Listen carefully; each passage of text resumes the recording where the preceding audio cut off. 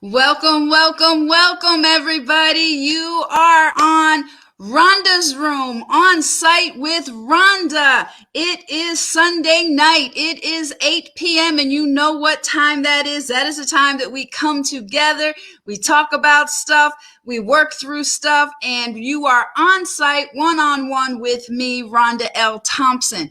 I am happy to be here. This is episode 4, guys, and the theme tonight is overcoming anxiety and worry. So if you haven't shared this yet, I want you to go ahead and share this, and I want you to go ahead and grab a pen and paper, because I'm going to be sharing some tools with you today on exactly how to overcome anxiety and worry, and to figure out what they are, where they come from, and what you can do about it. I see people signing on already and watching. Do me a favor, guys, and go ahead and comment and let me know who's watching, where are you watching from. And this is an interactive show, guys, so you can put your questions up and I will answer them.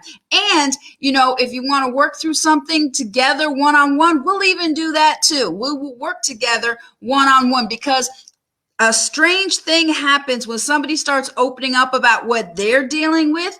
Other people see themselves inside that story of somebody else. So I want you to go ahead and share this, okay? And anybody that you know that is possibly dealing with any kind of anxiety, worry, fear, or anything like that, go ahead and share this with them right now. Hey, Mary, how you doing? That's my girl, Mary Benson, watching from Atlanta. It's good to have you here. For everybody who knows, who doesn't know me, let me just tell you a little bit about myself. Okay, I'm Rhonda L. Thompson, and I am a counselor, coach, therapist, speaker, and I've got my own business called Total Breakthrough Center. And in that, I deal with a lot of different clients. Some I get from court, their court order to work with me. Others I get on the empowerment side that just want to work on stuff and want to, get a hold of everything going on in their life. So I want you to share this. Now, tonight we're talking about overcoming anxiety and worry. So let me go ahead and put that up again. So let's start right there. So, and the reason I want to do this show this week is because I've got 2 TV shows. This is one of them, which is Sunday nights from 8 p.m. to 9 p.m. Eastern, which is Rhonda's Room, on site with Rhonda. And then my other TV show is Thursday nights, Rhonda's Room, over the top TV. Now, where did that come from? Well, everything originated because I am a radio talk show host here in Atlanta, and the radio show is Rhonda's Room, and it is Power 108.9. It's every second and fourth Wednesday. We broadcast live from the Battery. So that is where these TV shows came from, because there were so many people who wanted to come on the show, but they couldn't make it to Atlanta per se. So this is a way to do it remote. And not only is everybody watching, live on Facebook, but this is being streamed on E360 TV, Roku, Amazon Fire, Apple TV, the iOS platform, the Android platform. So good platform to reach a lot of people. And if you want to be a guest on the show, then you can go ahead and you can, just get in touch with me. I'm going to put let me put the email up for reaching me. Oh gosh, I got so many up here. Okay. So if you want to be on the show, you can send me an email to rhondasroom@e360tv.com to be a guest. And I'll get in touch with you and we will see which show is going to be the best for you, the Thursday over the top TV or the Sunday show here on site with Rhonda. All right. Now, getting back to why I am doing this show this evening. The other Thursday, on my over the top TV, my special guest was my friend, R&B legend Tony Terry. And he opened up about dealing with anxiety and full-blown panic attacks. And then I started thinking about it. I was like, you know what? That actually is a great topic, because I have so many people that contact me that are dealing with anxiety, some form of anxiety, stress, worry, fear, panic attack, all of that. So I was like, you know what, let's go ahead and do a show just on how to overcome anxiety and worry. Because here's the thing. A lot of people think, they're crazy, or they're, things are out of control and all that. And they don't really understand what anxiety is, how it comes, and it's actually quite debilitating, to be very honest with you. If you've ever had a panic attack, or if you've ever dealt with anxiety, you know exactly what I'm talking about. Now, I myself, the first time I dealt with anxiety or panic attacks, it was when I had my daughter, Sierra, and they were bringing me shots of Demerol, and they were giving them to me, shots in the hip in the hospital. Well, I don't know what it was, but every time they would bring Sierra into the room, I got so scared and I panicked. Okay. And I panicked so much so that my tongue swelled up. I could not breathe. My heart was like 200 and something over something, and I couldn't catch my breath. I couldn't get a grasp of anything, every time they brought my daughter into the room. And I had it so bad that if they left the baby with me, I couldn't even concentrate. Now, I know where that comes from now, and I'm going to tell you where it came from. But at the time, that was debilitating, guys. And I actually ended up calming myself down, breathing through it, and talking to myself. And it was so bad that the nurse, she had to stay in the room with me. Like, I was like, please don't leave, because if she left, I started getting a panic attack all over again. Okay, we got Keena watching from Decatur. Hey, Keena, I love you too. Thank you for watching and sharing this. Now, that was my first full-blown panic attack that I had when I had my daughter in the hospital. Now, this was not my first child, okay? My first child, I had her, I was 3 weeks late, so all the water dried up. It was called an explosive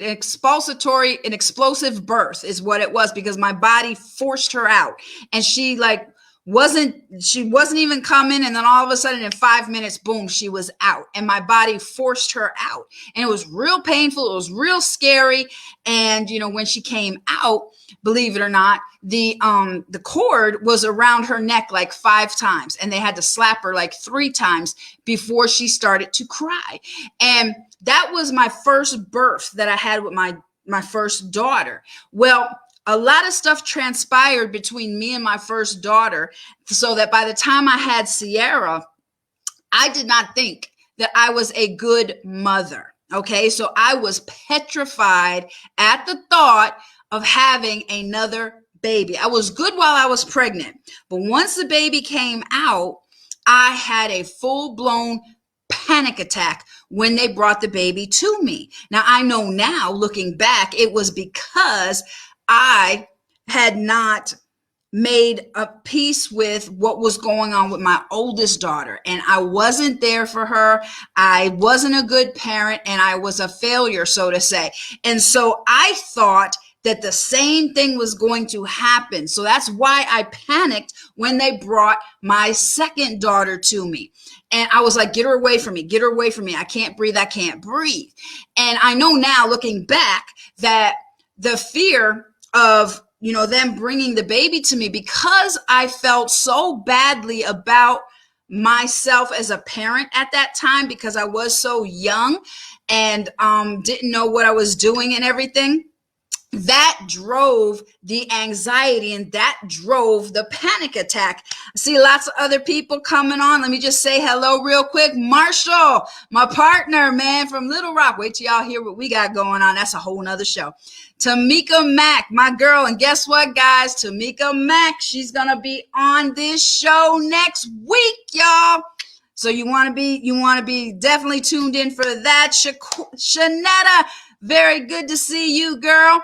Thank you for tuning in. All right, so let me get back to where panic attacks started with me. So when they were giving me the shots of Demerol at that time, see, I didn't even think about, or I didn't even put two and two together at that time for why I was having the panic attacks.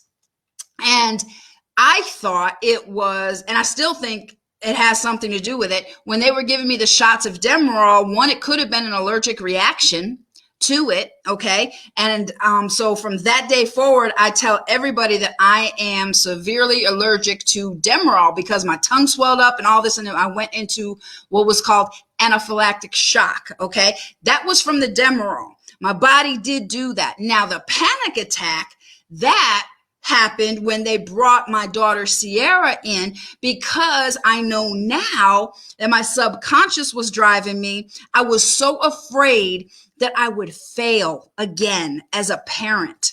So I didn't even want to touch her. I didn't even want to make that connection. I didn't even want to bond with her because I was so afraid that I would hurt her, that I would let her down, that I would be a bad parent. And that drove the anxiety and the panic attacks. Now, they lasted for a good while, but I finally got a hold of them, and I'm going to tell you how I did. So that's just a little background with me. Now, that was the first time that I ever had a panic attack. And like I said before, the reason I'm doing this show is because the other week, Thursday, Tony Terry opened up about having full-blown panic attacks recently since COVID, and that he's been struggling with anxiety. And I was like, this is a great topic because nobody is exempt from anxiety. Nobody is exempt from panic attacks. I don't care if you are a high celebrity like a Tony Terry, okay? I don't care if you are, just a person, a mother that nobody knows. Everybody is open to having anxiety and panic attacks, all right? So now, what is the differential between when it gets out of control or when it becomes a disorder? Okay, so this is what we're going to talk about, okay? So I hope you got your pens and your papers ready, okay? Because this is something that a lot of people don't realize. Now, I'm going to ask a question, and I want you to put in the comments because this is interactive. Y'all got to talk to me. Y'all got to give me, keep that energy up and talk, and let's make this personal to you. So I'm going to ask you to explain to me what is the difference between fear and anxiety. So go. So I'm going to pretend like this is a class, like I just gave you an assignment. What is the difference between fear and anxiety? Hey, April, how you doing? That is my girl. She is always, no matter where I pop up, she shows up to support me. I love you, April. So we're talking about overcoming anxiety and worry. So my question is, we use these terms interchangeably all the time, fear and anxiety. Well, what's the difference between fear and anxiety? Does anybody know? And if you do, go ahead and put it in the comments and I'll bring it up and let's talk about it. Okay? I got that song. That song just came up in my head. Let's talk about, I watched the Salt and Pepper thing the other day, so let's talk about sex. But anyway, we're not talking about sex tonight, but as soon as I said, let's talk about it, I heard that song in my head. Let's talk about it. All right. So a lot of people mistakenly intertwine fear and anxiety. Okay. So fear is everybody is born with a natural, healthy amount of fear. Fear is necessary. Now, when does it get out of control? Okay. Fear is a it's an automatic response to a specific object, situation, or circumstance that involves recognizing that there is a threat of danger. Okay, so you'll get a sense of fear of if there is imminent danger approaching. And that is a healthy thing, because that fear goes off to let you know, hey, danger, danger, danger. You know, you may not want to go there. And it's there to help you alert yourself to recognizing a threat of danger that is around you. So fear is necessary. Now, and those of you, I don't know, I always use this in my classes when we're talking about fear. I always use a snippet of Will Smith from that one movie where he did with his son.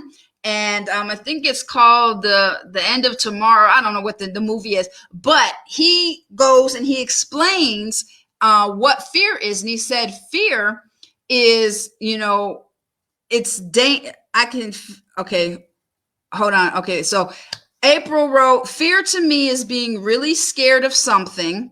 Anxiety to me is being overexcited or overwhelmed. Very good. Very good, April. Very good. Now what I'm going to do is I'm going to pull up that clip that I was going to tell you about real quick. Where Will Smith explains it really, really well. So just give me 2 seconds, guys. I should have had this queued up, but it just came up now as we're talking. All right. So, and many of you may have seen this before. All right. But this is a real good, and it's real short. This is a real good explanation of what fear is. All right, so here, let me go ahead and share my screen. All right, so this is real good. All right. Oh, we got to get through the ads. At Aspen Dental's Everyday Smiles. Bear with me with these ads, guys. Sorry. Made in our on-site labs. Okay, here we go. It can't find me. Doesn't even know where to look.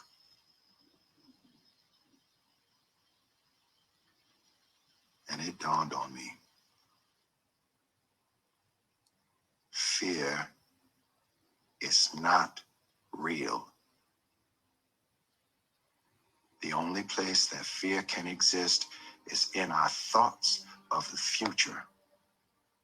It is a product of our imagination, causing us to fear things that do not at present and may not ever exist. That is near insanity, Katai. Now, do not misunderstand me. Danger is very real, but fear is a choice.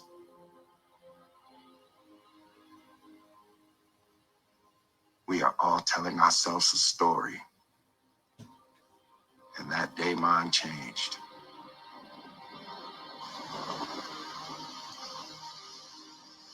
Okay, so, all right. So what he says is fear is not real. Danger is real, but fear is a choice. To some extent, I agree with that. However, fear is necessary. It's a basic automatic response to impending danger. But when it gets out of control is when fear starts to overtake you. Okay.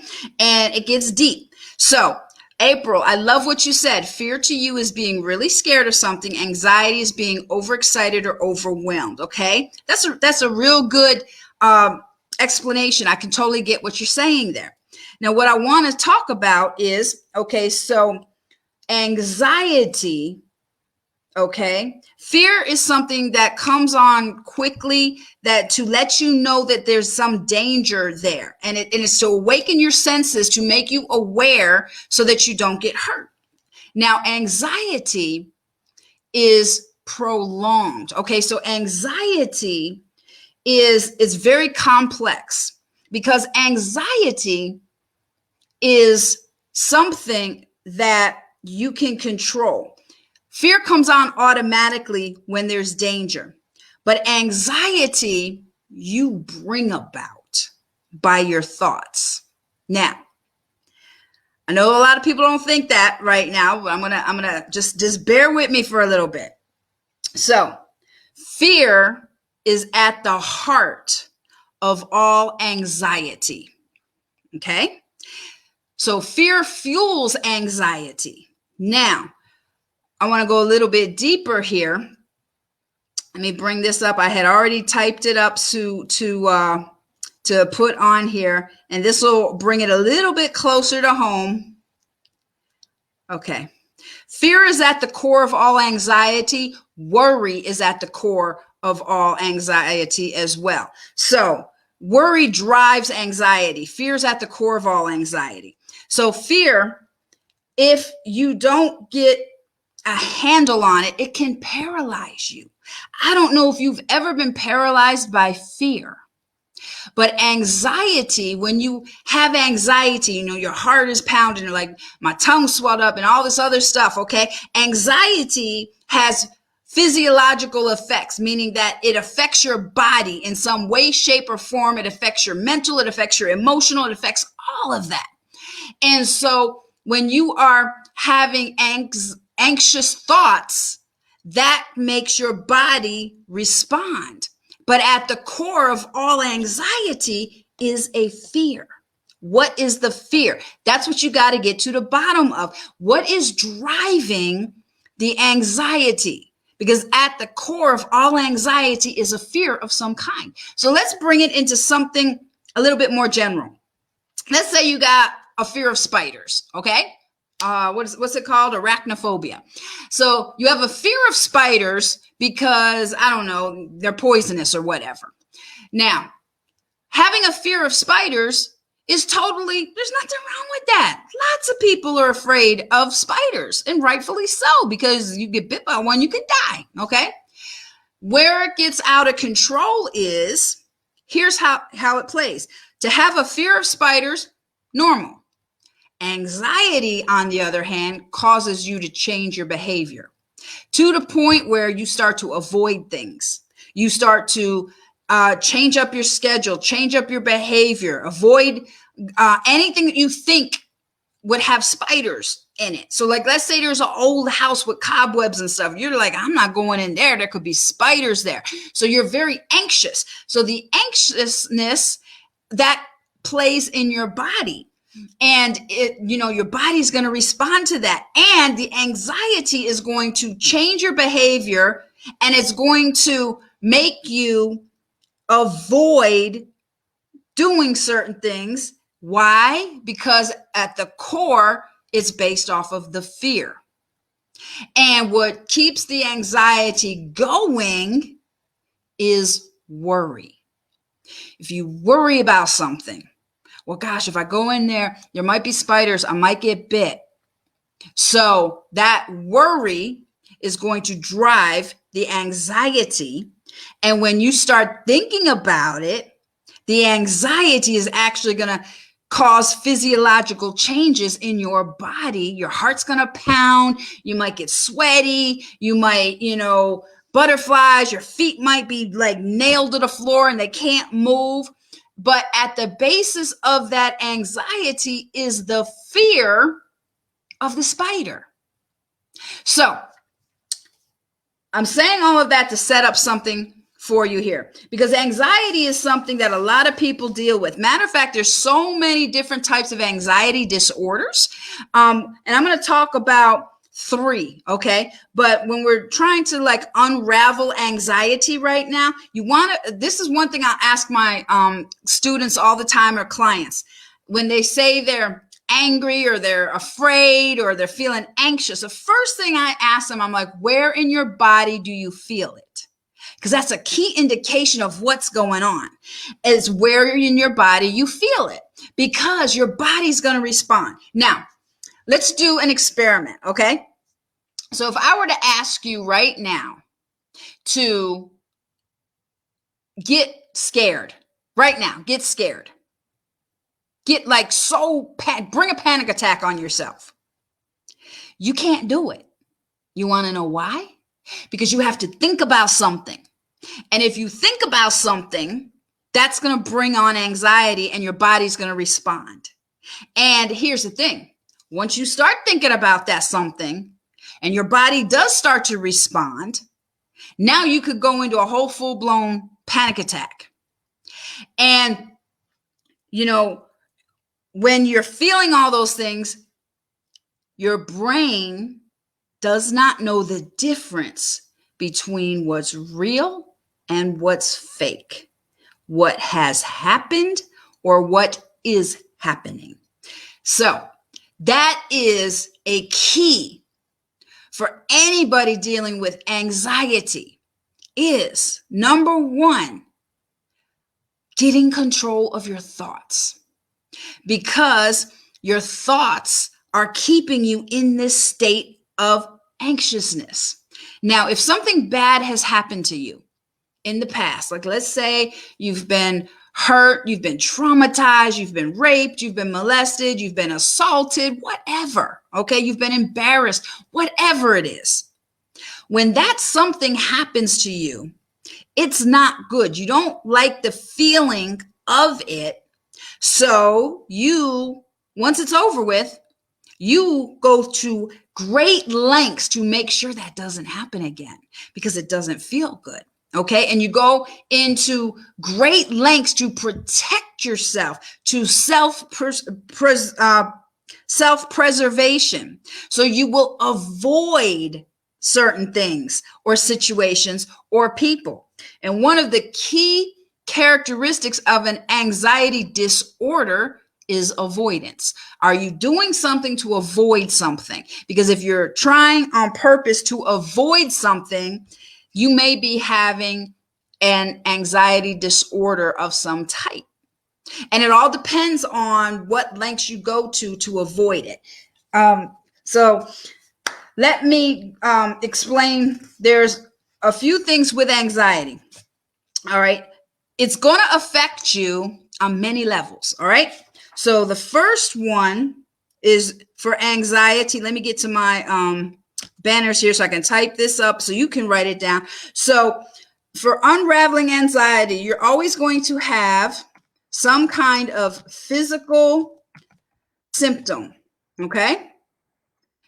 You're going to have a physical symptom. So what is the physical symptom that you are experiencing? Is your heart racing?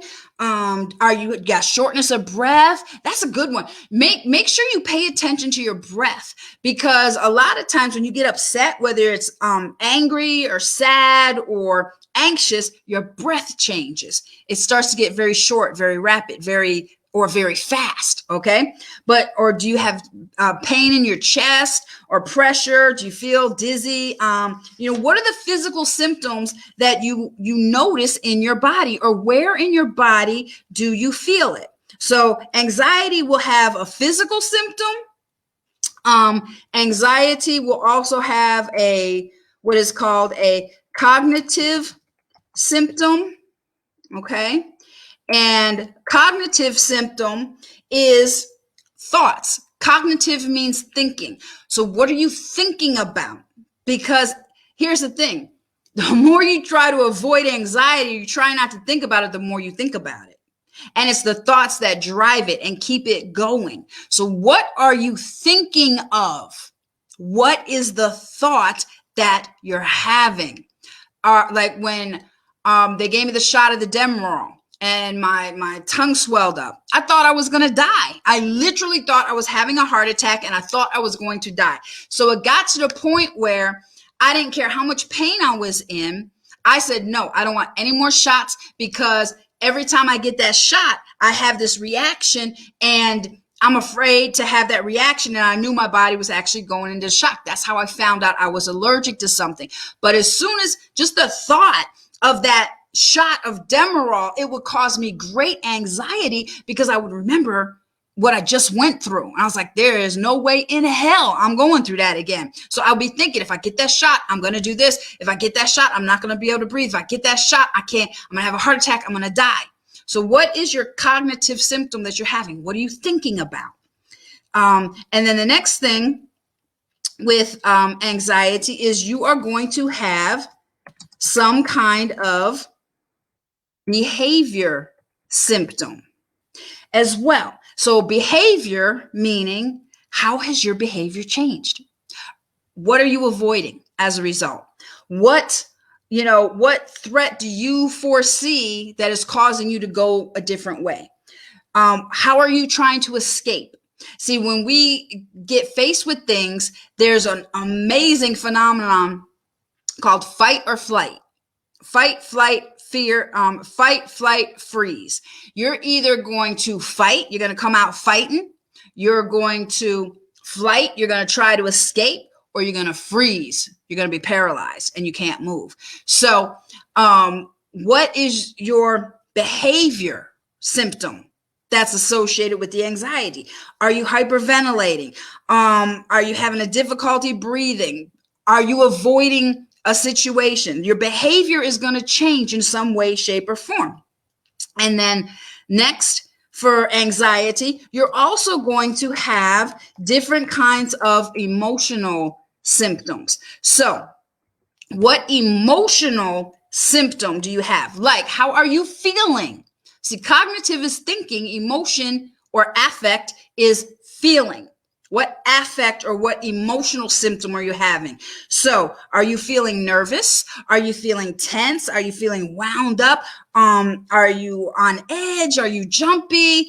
Are you frustrated? Are you impatient? What is the emotional symptom that you are feeling? So when something is, coming on and it feels like anxiety, so you want to look at, where do you feel it in your body? What's the physical symptom you're having? What's the cognitive symptom? What are you thinking? How are you behaving? And how are you feeling? All right. And then that's going to help you to figure out what is going on. Now, in the sense of, let's say something did happen to you. Okay. Let's say, and I'll use this example because I worked with a woman through this. I did a one-on-one coaching and she actually got her breakthrough right there in front of like a whole group of people. She had been raped. Okay. And we were in the middle of doing an exercise, and in the midst of the exercise, she got a panic attack. Just going through the exercise, when I said, think about this or think about a time when you whatever, she went into a full-blown panic attack and she couldn't breathe. She couldn't talk. She couldn't move. She started crying and shaking. And I was like, what is wrong? What is wrong? And she couldn't even speak. And then we finally, first thing is address your breathing. I was like, okay, let's take some deep breaths, because your breath is one of the first things that always changes. It either speeds up, it gets real short, you hyperventilate. The first thing to get under control is your breathing, because your breathing, your body follows that. You can calm yourself down breathing. You really can. That's why, like, even when you're having a baby, you go through Lamaze classes. It's your breathing. Your breath is so important for a lot of things. So the first thing we did was we tackled her breathing to the point where she could speak. All right. So then I asked her, what's wrong? What's going on? Tell me how you're feeling. And she kept saying, it's happening. It's happening right now. I'm like, what's happening right now? She's like, it's happening right now. And she's like, I could feel it. It's just like, it was there. I could feel everything that's happening. And I said to her, it's not happening right now. She said, yes, it is, Rhonda. Yes, it is, Rhonda. It's happening right now. You can't tell me that it's not happening. I feel it. I'm talking. And she's talking real, real fast. I'm like, okay, slow down your breathing. It's not happening right now. She said, yes, Rhonda, it is. It is. It is. It is. It didn't even dawn on her. Now, to her, what she was thinking I was saying was the panic attack was happening. The panic attack absolutely was happening. But the event that caused the panic attack was not happening right now. It's not happening right now. So finally got her to see. She said, what do you mean it's not happening? What do you mean it's not happening? How you can't tell me it's not happening? My body's this, I'm crying, I'm sweating, I'm all this. And I finally had to say to her, you're not being raped right at this moment. Well, I know that. But I can remember, I said, okay, but listen to what I just said. You are not being raped in this moment. It's not happening right now. You're remembering what happened and it's bringing up all these feelings, but it's not happening right now. And believe it or not, that is a great way to calm anxiety down. Because here's the thing with anxiety. Anxiety is always something in the future. It's not happening right now. You are afraid of what might happen or what could happen. And that's where worry comes in. You start to worry. Well, gosh, if I do this, I might get raped again. So that worry drives the anxiety, but at the core of the anxiety is the fear because you were raped. And rightfully so, you have a fear of that. So anxiety, believe it or not, is very controllable. You can actually control anxiety and you can stop a panic attack just like that in the middle of it. And that's what I had to do when they were bringing my daughter in. I had to breathe and I had to tell myself, it's not happening right now. There's nothing wrong. My daughter is fine. I'm okay. I'm not going to hurt my baby. And, then I was able to calm myself down and enjoy my daughter. And the nurses and the doctors, they even said to me, they're like, oh my God, we've never seen anybody be able to bring themselves down like that the way that you just did. So if you're dealing with anxiety, worry, fear, all of that, first of all, in order for the anxiety to stop, you got to get to the root of what is the fear. So like in the example of the spiders, okay? Yeah, you might be anxious about, you hate spiders, you don't want to be around spiders, but the core is you're afraid of spiders. So that's what the fear is. So you want to first be able to identify the fear. What's the fear? What is the fear that's at the core of the anxiety? Now, it doesn't have to be something physically happening to you. Fear, a fear that could be at the core of anxiety is you could be afraid of what other people think of you. You could be afraid that people won't accept you. You could be afraid of being rejected. You could be afraid of not being liked. You could be afraid of being thrown away. And that's the core. That's the fear that you have, which causes anxiety. So a fear at the core of anxiety isn't always a physical thing. Sometimes it's emotional. Sometimes it's, something that, maybe you grew up and your parents split or whatever, everybody you loved left, and you have an abandonment issue. You got a rejection issue. You have a fear of abandonment. Then at the core of any anxiety, that's where separation anxiety comes from. Have you ever seen kids like at daycare? When the parents, you can always tell what's going on in a child's life based on how they are when they're dropped off at daycare or school. Because some babies will cry and scream and every time they get separated from their parents. Well, that's an indication of a child who does not have a healthy sense of security. So every time their caregiver is pulled away from them, they have separation anxiety. And a separation anxiety in a child, okay, if it's not addressed, turns into separation anxiety in an adult. So that when you get into a relationship and somebody wants to leave you, you cling harder than ever. Please don't leave. Please don't leave. Please don't leave me.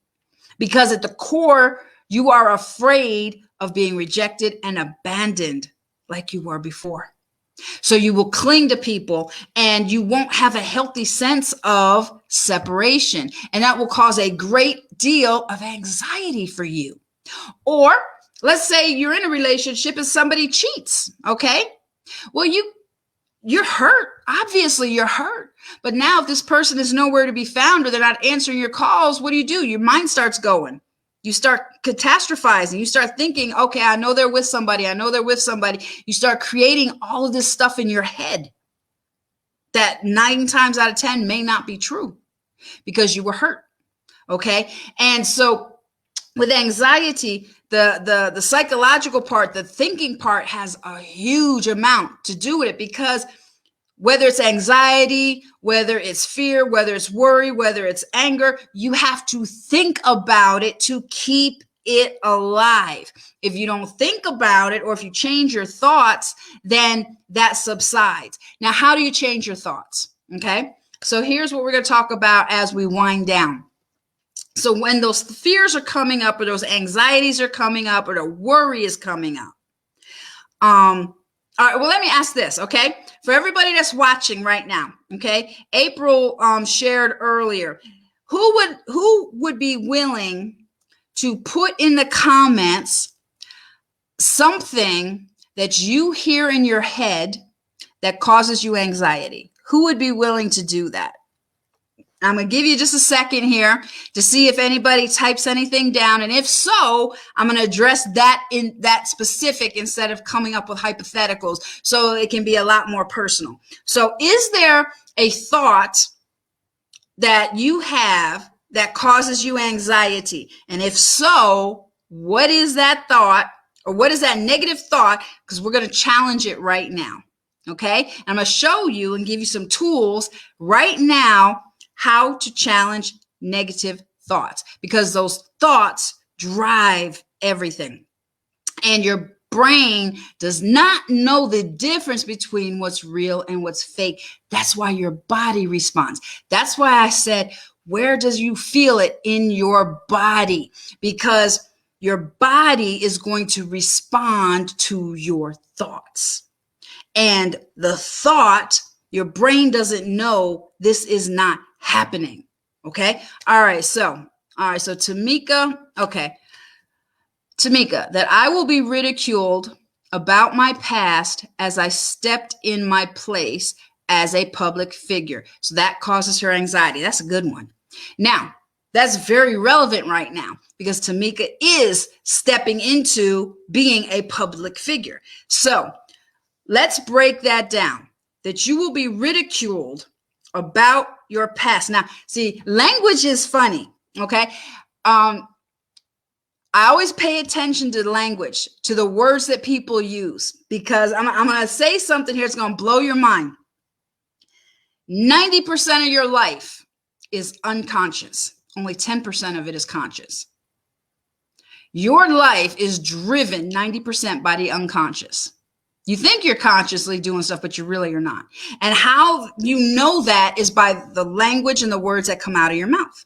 So, for example, that I will be ridiculed about my past. So, Tamika, who ridiculed you in your past? Who was it that ridiculed you? What was the first memory you have of being ridiculed? Okay, Mary says she loves this. Good. So we're going to give Tamika a second. And this is good. Now, y'all make sure you tune in next week, because Tamika's going to be live with me, and we're going to go through some stuff. So this is a good test thing. So who in your past, Tamika, has ridiculed you? What is the first memory you have of being ridiculed? So give her a second. And that's a good one. That's a real good one, because I know, and I had shared this in one of the other shows, the episodes, there was a time that I was ridiculed and I was humiliated. I had a bully in school, in middle school, and she ridiculed me. She humiliated me. And when that happened, I made up in my mind that this will never happen to me again, so that changed my behavior. So, all right. We'll give Tamika a second. She may or she may not continue, but I'm just going to go with that. All right. So that you'll be ridiculed about your past. It's so, she said it's so much. Okay. All right. So I'm going to give you some hypotheticals, because we're going to save it. A lot of it we're going to be doing live next week when Tamika is my guest. So, for example, this is how this works. Okay, so she wrote that she'll be ridiculed about her past as she steps into her place as a public figure. What stops most of us? Our past. Our past. And what we think other people will think of us. Now, I would venture to say, now I struggle with the same thing with my past. Because if you are trying to leave your past and go forward and help other people like I am, don't nobody got a messed up past as much as I do. I'm telling you right now. And it takes some courage to be vulnerable and tell people about your past. But here's what stopped me for a very long time is if you knew the truth about me, you wouldn't like me, you wouldn't listen to me, you wouldn't receive me. I would no longer be qualified in your eyes. Like if I were to tell you right now that just the other day, guys, I was in my house here, and this is the God's honest truth. I was crying so bad. I called my daughter, Sierra, the one that I told you about in the beginning, and she talked me through. And I had such an overwhelming sense of loneliness and anxiety because all my kids are out of the house. And I'll tell you what, the house was never so quiet. And I felt so alone. And then my kids haven't been calling me. They haven't been checking on me. And here's where the anxiety came from. I have always had a fear of ending up like my mom. That's always been a fear of mine. And I watched certain things transpire in her life. And she was married 3 times, and then she got sick. She got cancer and moved in with my sister, and my sister took care of her until she died. But she never had another man, or she never had a relationship, but she was always by herself. And I had a fear that I don't want to end up like my mom. So when my kids weren't calling me or anything like that, I was like, oh my God, I'm turning into my mom. Now, before I had shared with you some of the things that I had done, I had to realize, oh my God, I'm acting just like my mom. When I got real promiscuous, when I did all these things and somebody brought that to my attention, I was like, oh my God, I have turned into exactly what I did not want to turn into, what I thought I'd never become. So my past has stopped me a lot. And I have been on the fence a lot of times about opening up about certain things because I'm like, oh my God. If I really tell them what I'm dealing with, they're not going to listen to me no more. I'm not going to be qualified. And people have changed their minds on me before. Be like, oh my God, if you can't even deal with this, why the hell am I coming to you? But the thing is we're human. We are not superhuman. We do supernatural things all the time, but we are human. So I have good days and I have bad days, just like everybody else. I have struggles. I have fears. And I went into a little bit of a depression for a minute. Okay. And thankfully, my daughter was able to bring me back up. But I'm not immune to that. And just like Tony Terry said, he's not immune to that. He deals with anxiety. He deals with full-blown panic attacks since COVID. And for me, things have really heightened with COVID because I'm a personable person. I need people. So for me to not have interaction with people, that's very uncomfortable for me. Okay. And I don't like it. So I have a hard time dealing with it sometimes. Okay. So going back to, it's almost time to go. Jesus. Going back to what Tamika said, the fear is that she'll be ridiculed about her past as she steps into the place as a public figure. So possibly what's at the core of that is if people know your past, then they won't like you, they won't accept you, they won't listen to you, you won't be qualified because possibly you are still struggling with your past and you are disqualifying yourself.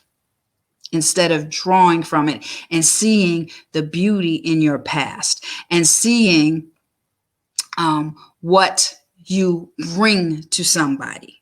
Okay. There's comments here. I forgot. I didn't put up here. Okay. So she's like, yeah, most of us are empaths. So we feel down sometimes when virtue goes out. And it's true. So for you, Tamika, as you're stepping into being a public figure, that makes logical sense that you'll be ridiculed. And it's funny you use the word ridicule because that lets me know you were ridiculed in the past. So that's a point of pain for you. So you get afraid, and that anxiety could stop you. And I would venture to say that you've had this call to be a public figure for a while, and you haven't stepped out because this anxiety and this fear has stopped you. But I'm so glad you're stepping out right now, because now is the perfect time. You know, we go through things. Everything you go through is to help somebody else through anyway. So when you have anxiety and when you have things that come up, you want to challenge those thoughts. And here's the thing. This is what I got to get to real quick because we're about to end, is what's the worst that could happen? That's what you got to think in your mind. That's how you challenge your thought. What is the worst that could happen? So Tamika, let's say somebody ridicules you. What's the worst that could happen? Does that mean nobody's ever going to listen to you? No. Some may, but who the hell cares? At the end of the day, some may ridicule you. Yeah, they will. But that doesn't mean everybody will. Now, does that mean you're not qualified to help somebody? Absolutely not, because you have a sphere of influence that can't nobody reach but you. So, you know, things come in to stop us from being all that we're supposed to be because we have such a big place to go. Don't let the fear, don't let the anxiety stop you. I cannot believe we're at the end of this already. We're definitely going to have to do a part 2 on this because I'm just now starting to pull it open a little bit, just a little bit. So thank you guys so much for watching. Share this. And again, if you want to be on the show, you know, go ahead and send me an email to Rhonda's Room at e360tv.com. I thank you for this, guys. And let me just put it up there too. Let me get my comments up here real fast. I'm gonna figure out all of these comments. I'm gonna be better. Okay, so if you like what I have said, and if you want to go ahead and support me, by all means do that. Here is my Cash App. This is the name of my company, Total Breakthrough Center, and through is spelled THRU. So have a wonderful evening. This has been episode 4 of Rhonda's Room Onsite with Rhonda, and I will see you next week. And the guest is gonna be Tamika Mack. Cannot wait. Have a great night.